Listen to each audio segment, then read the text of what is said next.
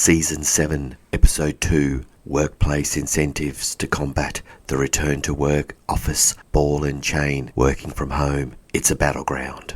The WhyWork team dives into workplace incentive planning, from Botox booths to 4-day work week. Join Alan, Trajce and Sara as they explore incentives, risks, mediocrity versus innovation, and the psychology of designing joy into work. This is a very topical, unresolved issue.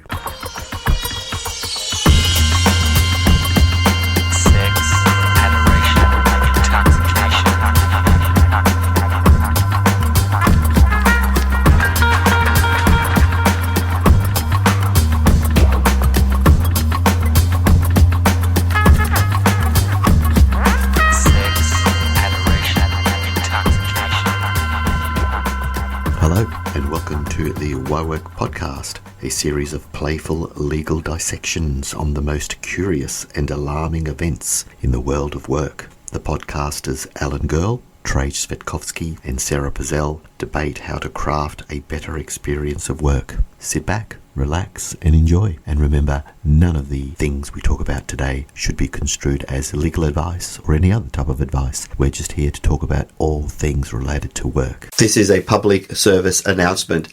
Sara has something funny to say about this. Talking about dropping her in it. What? Oh, geez. Come on, All right, Sara. so guys, we've heard a lot in the media, at least. We've heard a lot about these mandates to return to the office, right? Must return to a physical structure office. At least that's what we're talking about, seeing a lot of media about this. And we've heard New South Wales government has made this type of announcement for government workers. Recently in papers, in the news media, was information about the Flight Centre, and Dell, I believe, has just asked their employees to return to the office. And here's what's funny. This was our friend Gus, who is contributing to the book that we're writing, Okay. Trajce, Transformative Work Design for Sustainable Futures. Dear Professor Gus, he's brilliant. He was telling me about what he had heard was some incentives. He heard a presentation where incentives were offered by an organization. The organization thought that they were right clever about this to get people to return to the office and really want to be there. The incentive was free Botox booths. What's a Botox boot? Where's that outside? What's it? What? That's liquid gold. Free Botox For boots. whereabout, but What's you it? get, Probably New South Wales. Shoes. no, Botox, Botox the toxin, injections. But what's the boot? Anti-wrinkle. Booths. Booths. Oh, Booth. booths. like kissing booths, but You the know, Botox a booth. booth. Right, okay, Like a or maybe tanning kissing booth. afterwards. Yes. Like a tanning booth. Okay. This So, is a free Botox Fantastic. booth. Are we talking about cosmetic or hydrosis for your armpits? I'm or assuming. what are we talking I'm about? assuming facial cosmetic. I want to right. sign up because Botox isn't cheap. So hold on a second. Is Trajce the only person who's had Botox? I'll declare up front that I have not. I have Alan- not. I will declare clearly I have not had Botox. Alan, I don't see a lot of wrinkles on your forehead. Genetics. There's not a lot on yours either, and we know you have had Botox. Hang on, my forehead's not moving. Okay, so you Where get do free you- Botox. Look, just for the Okay, record, I'm I not- have had Botox, but not on my face. Well, you know that is Okay, interesting. that's a whole other question. Yeah, Alan didn't hear that. No, he didn't. But I have used Botox.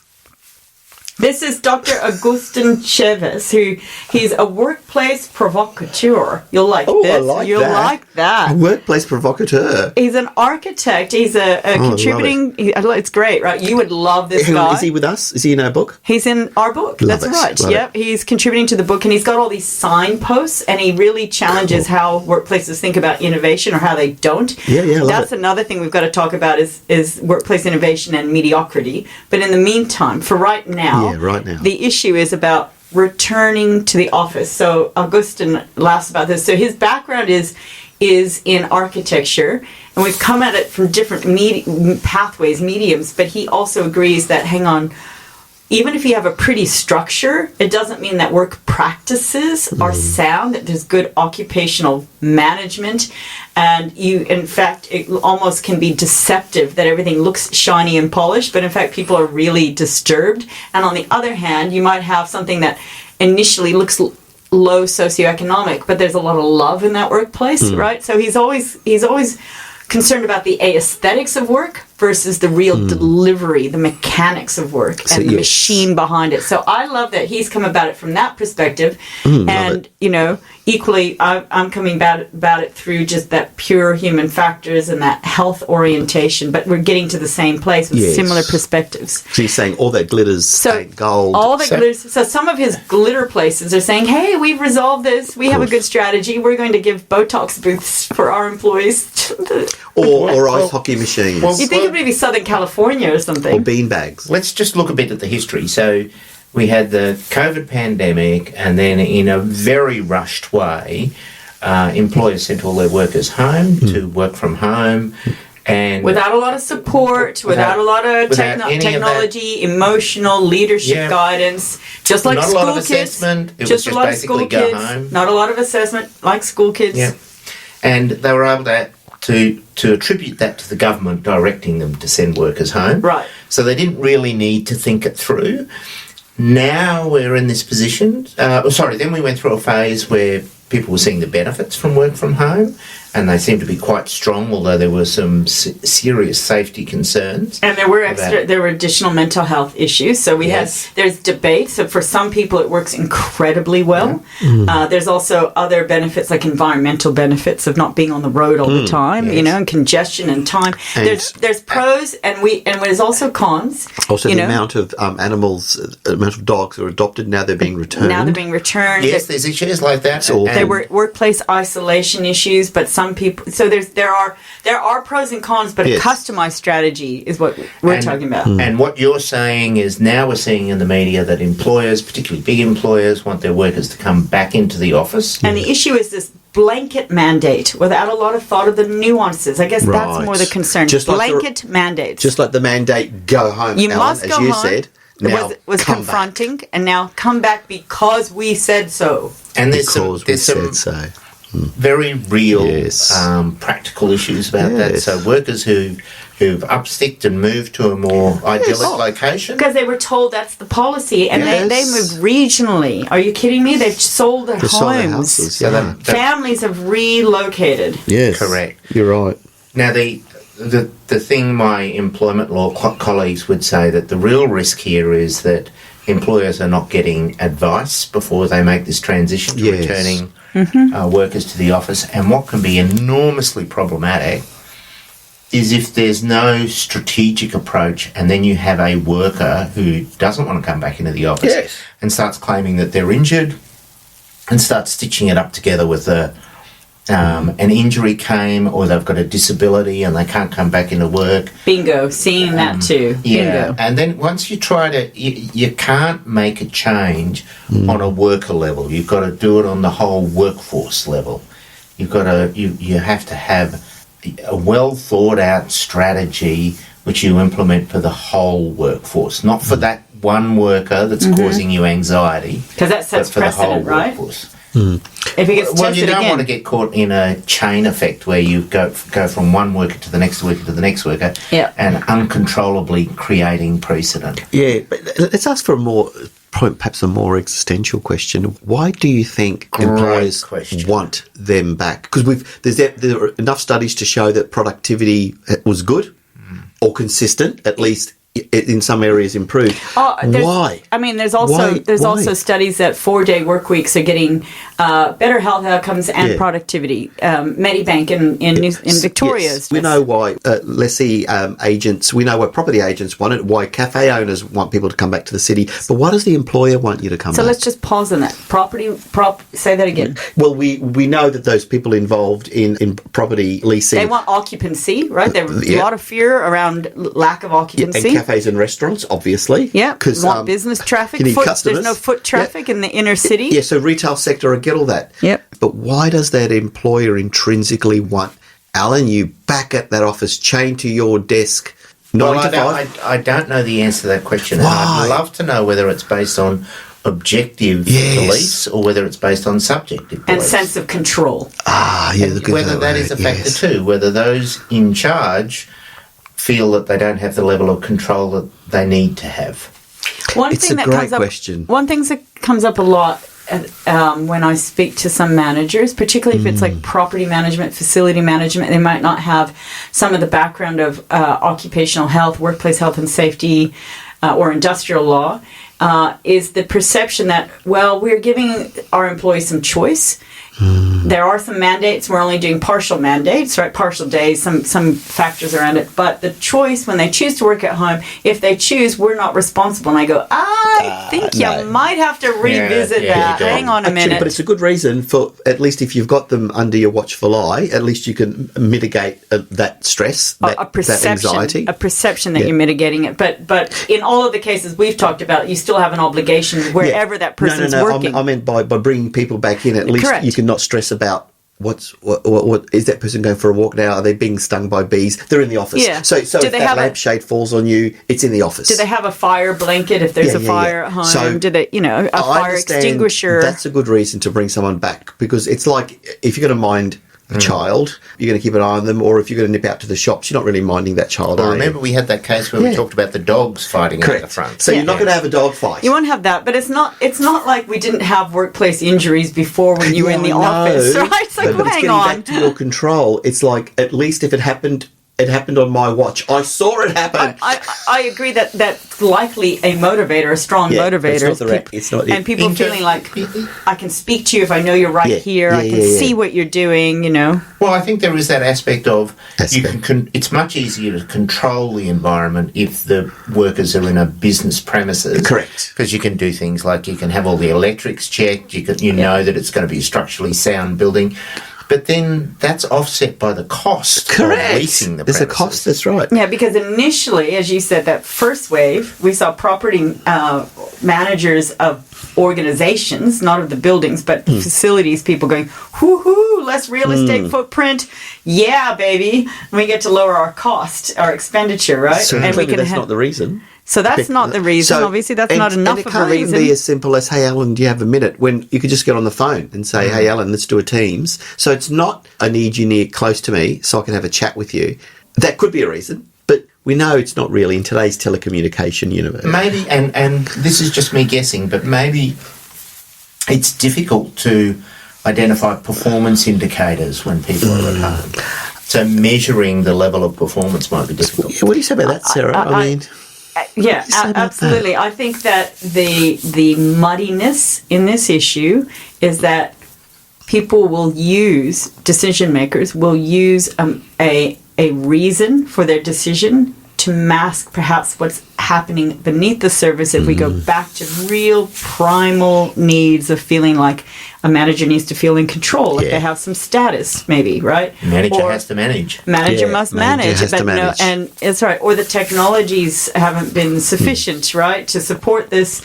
But I'm thinking it goes back to really human, very raw, natural kinds of motivators. But the actual excuse, or what even it'll take a while to dissect this through the research, right? It'll take a little while to dissect what those reasons are in a fair and balanced way, because it's easy to say, well, we just want to make sure we have more collaboration, or we feel productivity is not the same without this. We can't imbue our culture, our brand, and our vision, right? You can say all kinds of corporate speak around it is what I'm getting at, but what's really beneath the surface? Yeah. And most of the time when you need you need to see what everyone's doing, there is a control issue. That's why I raised that, right?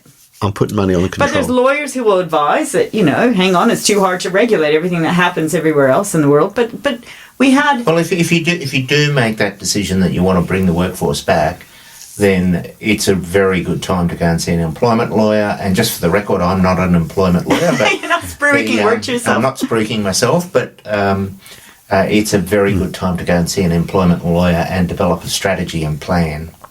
I would say a combination. It's a legal advice proactively, preemptively, is not just wait for a problem, right? We've talked about that before, that value of the lawyer in work design, but also really constructive job design. Like, have they actually dissected what tasks people must do, why they assign that. Are they the right tasks? Are they strategically aligned? Do they need to happen in the office? Can they happen remote? Really dissect also the emotions around that, the value people place. This is fun, this is energizing to me, or this is demoralizing, this causes me stress, this task I feel I need mentoring and support. And until you've sort of done that and you've got these agile analytics around it, it's very hard to have a strong argument about, hang on, which tasks I think you need to be in the office for. Let's actually do that study. And we talked about the software the software solutions Beamable, that helps you analyze that and look at what's efficient, what can drop away. Very, very important. Must this task actually be done with other people, and do they need the resources of the office? I mean, how much of that? And you can add time to that, because we can say, Trajce, in your role, I'm making this up, 33% of your tasks actually really should be in the workplace. And then you have a strength, an actual position on this. But right now it seems very emotional. Decisions are being made emotional, which can escalate conflict. Yeah, you gave the example of the Botox booths, which is really booth, baby. Very interesting. But it's very interesting. You'd want to be careful that is not seen as a deal, as a contract with the worker, because the worker might simply say, I don't want Botox, I'll stay at home, thanks. What's the value of that? Right. Yeah. So there's an assumed perceived value is what that joke that we're making about this. It might just be, if you presented it as, we recognise that it's disruptive to change your workflow, and we want to do something nice for you, so we're doing this nice thing, I think that's okay. Of course, so long as you've got the risks covered. But if you're presenting it as, this is a trade-off, we're bringing you back to the office, so we're giving you the Botox, that seems to me to be a bit risky. It's very easy for a worker to say, oh, no thanks. You can be thinking about collaboration, innovation, but the same Dr. Agustin Chevez talks a lot about, he was surprised in some of his research to realize that a lot of innovation happens when you get time to work alone. So you might have collaboration to start bouncing ideas, but to actually really create, the creative part is done with solo work. And he's like, wow, okay, so this is really at loggerheads of some of the trends to make everybody go back and work with everyone. You might say we need regulation and control, we want brand culture, we feel like it can only be imbued if we work together, or it might be about a customer experience, right? Because there are some workplaces like healthcare, for example, where it's quite hard in many instances to do anything other than in the coalface, face-to-face client direct consumer service. So then there's the imbalance of, hang on, if I'm a teacher, for example, why am I made to be at school all the time, but the office gets to stay home? So maybe it's about organizational justice and perceived optics around this, right? I think there's a bit of that. So many different reasons and different contexts. But if you haven't done that analysis of tasks, time allocations, strategic alignment, and people's values of their work and what they perceive that to be, you don't have a strong decision-making platform. No, and scale. And you need to make provision for exceptions. So you need to have, it might be a hardship concept where if they're transitioning the worker back into the office is going to cause a great deal of hardship, then there's some wriggle room there to accommodate. Just like you should have done before you made everyone go home and you didn't even know what their home situation was like, whether they were exposed to domestic violence, where they had a solo workstation available to use. Equally, there was not a lot of consultation and engagement and participatory review on this.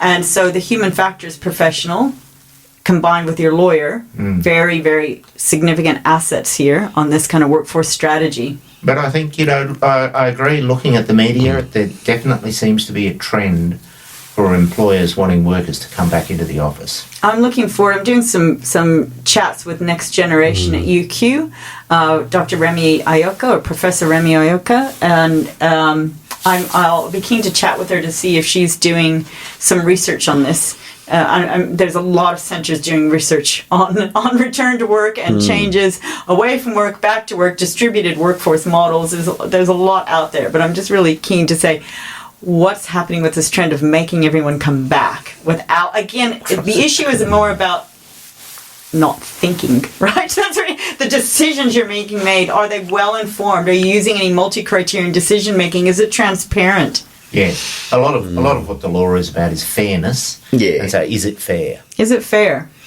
Well, the thing is, you've had a blip, really. You've had 3 or 4 years of, workers getting used to Working from home. Compare that against, really, in the modern advanced capitalist setting, 100 years of workers being in the office. So this is a hard, particularly for managers, to accept. It's like, well, hang on, we've been controlling, so the word that you've used, we've been controlling this process for several decades, and a pandemic turned this on its head. We want to now resume that control. So for me, I see it as a political, ideological reason. Of course you do, Trajce. and because ultimately it's a bit like this. It is, and it can boil down to from, well, hang on, what am I paying you for? Yeah. I want to see it. Yes, but I've just shown you the report. By it, I mean, I want to see you. I want to see you in a suit. The mechanics, like the factory worker moving through the motions. I don't want to see you in pyjamas and slippers. Yeah. So what about in the academic world? Is there any trend in the academic world? Oh, no, they've got, like, obviously when you're teaching commitments, but it's pretty much, some universities do 2 days work from home, 2 days in the office, 1 day like meetings and so on. No, they've implemented these measures. And Sara, I know in the past you've said, on what basis? How did you magically conjure up this 2 day? But my point is, some offices do that. You've got your 4 days on full pay with Medibank. But I think ultimately it is a question of control. The worker has the power, the labour puts it in, but those who are paying you for your labour power, getting into Marxian concepts now, they want to see it. They want to visualise the bang for buck. I've heard of That's my spin. One client who does what they call a 3-2-1, which means 3 days. Do you know what it is? No, but Let me tell you what it is. I can see. All right. No, yeah. Not Okay, now, so 3-2-1. 3 days wherever you want. 2 days in the office, and at least one of those days needs to cross over with your teammates or your leadership. So they've got this flex with some boundaries. Flex with boundaries. Love right? It. Okay. 3, 2, 1. Now the other Glassed colleague of mine, Dart Lindsley, who is with the Design for Humans, his podcast. I've spoken on his podcast. Yes. And Design Work for Humans. He is also an exec at Google. Now, he speaks about the analogy of this mandate for return to the office and the shift from pandemic and back and forth is more like ocean waves, meaning seems like it goes extreme one direction, then the extreme, but in fact, he reckons it has to happen in a socio-political force with waves where it's progressively going to get back up on the shore where workplaces will have more flexibility, but it expands and contracts. It's a bit like an organization that goes, we are centralized. No, we're devolved, and we have devolved decision making. Now we're back to centralized. Now we're back to devolved. Universities do that all the time, right? Restructure. That's the thing about the 2 days on, show up. So I like that analogy that Dart gives us because it's like, okay, it'll feel like everybody's away, now everybody must go back, but in fact it's just happening in graduated ways where it become eventually a more accepted norm to be able to have more workplace flexibility. An ebb and flow. The ebb and flow. But part of it also makes me think about this issue about mediocrity, right? Yes, because you really hung up on that. I am right now because I'm seeing it so much. I think when economies are tight, when restructures are happening, when there's a little bit of fear factor in the workplace, which seems like is happening, is quite rampant. I'm hearing it from other colleagues around the world, not just the country, and not only Western world. I'm hearing it even in African continent. It's like, wait a minute. When the world is very uncertain, socio-political unrest, financial disturbances, people go back to a lot of risk aversion, right? And so I often think, well, hang on, why do you call in a specialist and you have all of this lip service, corporate streak literature about we want to be transformative, we want to be innovative, we want to be the good old 1980s and late 80s, early 90s, the employer of choice kind of, language in all of your literature. And we expect to have a good workplace culture, but then they don't actually want to make a measurable change. They actually...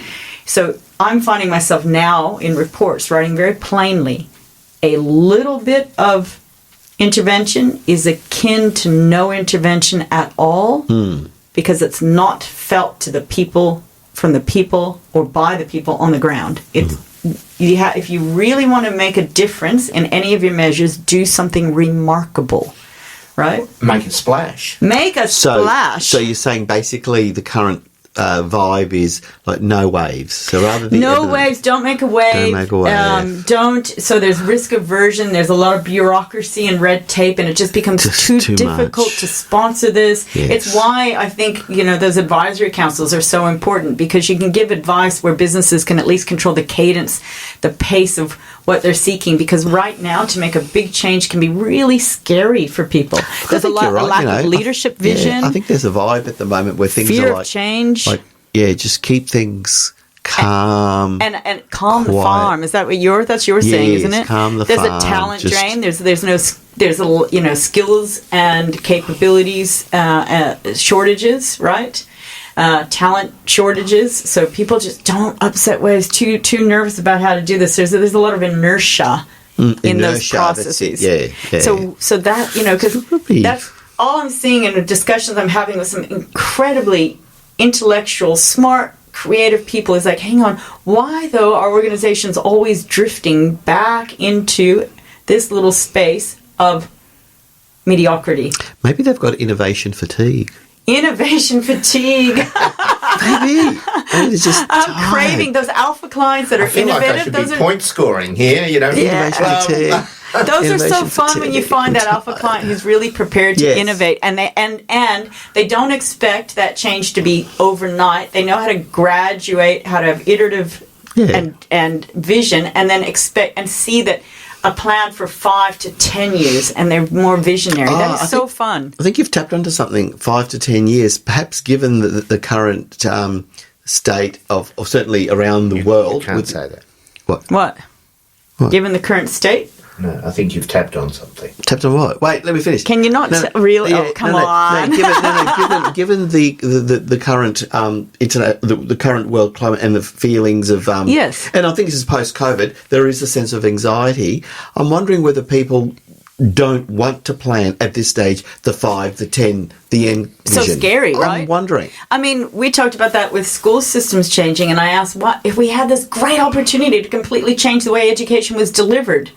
But everything just happens so fast, and we just were too scared to make a real change, right? So everybody went back to schools 5 days a week, the way it always was. Mind you, that's a good example. There's a Catholic school in Victoria that has just a principal that instituted a 4-day-a-week school week. Wow, students will be happy with that. So teachers might too. I think he's still working out some bugs, but that was advertised in the media. Maybe there is no appetite for that bigger, longer term at this point, at this juncture in the world. Like, certainly I'm ready to work. If anyone's listening who is part of that transformative, innovative mindset, I'm ready to work with you. Call me. Yep. Anyone who is not suffering from... I don't mind soliciting real plainly. That is so much fun to work with. Yeah, anyone who's not suffering from innovation fatigue, and call Sara. If you're in between, go for those advisory councils, right? If you feel like you just need to learn how, you don't know how to write your design brief yet, let's go. Yeah, that's cool.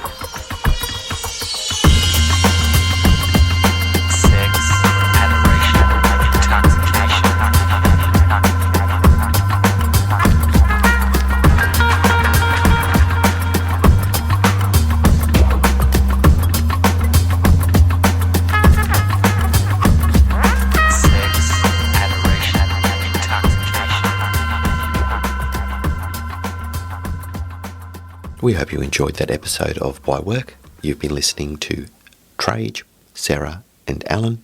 And if you'd like to know more about some of the things we've talked about today, please subscribe, and we'd be more than happy to provide you with information, names of cases, and other things that may interest you. Please be aware that none of the matters we've talked about today should be construed as legal advice or any other type of advice. We're just here to talk about all things related to work. See you next time.